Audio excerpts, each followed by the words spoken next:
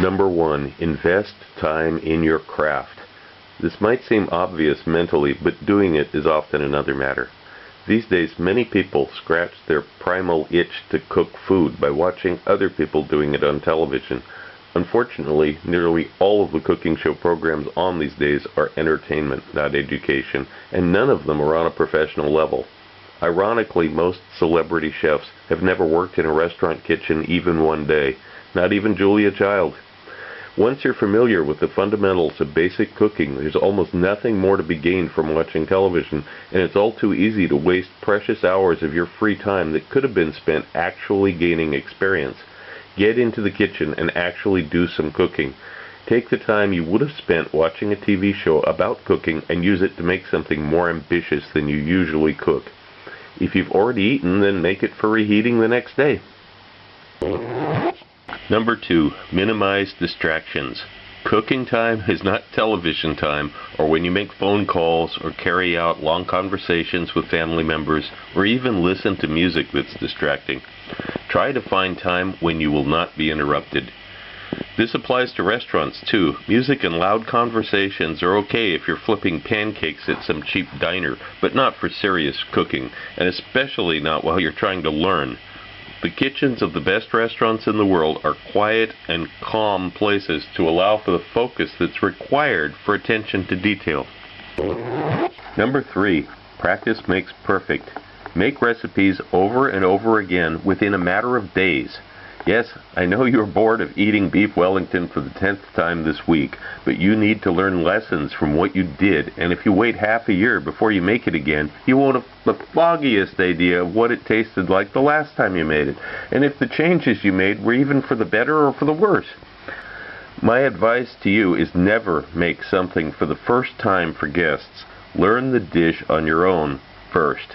Take time to make it over and over. Number 4, spend money on fine dining. I would say that the number 1 mistake that professional cooks make is to only eat their own food or cheap food.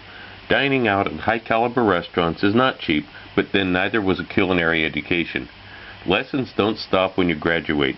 Taste what other professionals are doing right now and take careful notes. Don't just wolf down the food and forget about it an hour later. Keep a restaurant journal. Record not only your impressions of what was in the dishes that you enjoyed, but also how they were plated. If you have a spontaneous idea about what could have been done to make it even better, write that down too. Was there something especially magical on the plate?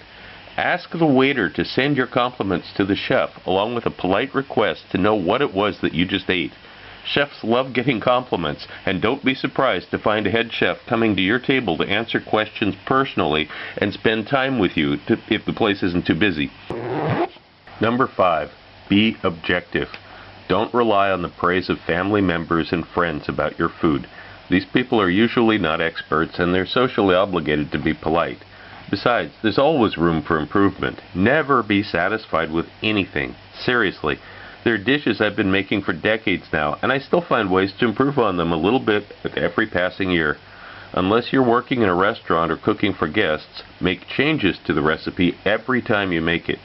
What might make it better? Try to see what works. Write down everything you did in a journal where you build recipes. And that is what you're doing. You're building. Every time you make the dish, you have an opportunity to improve on it. Even if you can't improve on the taste, you can certainly improve on your own efficiency in the kitchen. The same recipe that might take an amateur 2 or 3 hours to make might take a professional 10 minutes to produce, and with better results. As one of the first chefs I worked for used to tell me, the more time you learn, the less time you'll waste.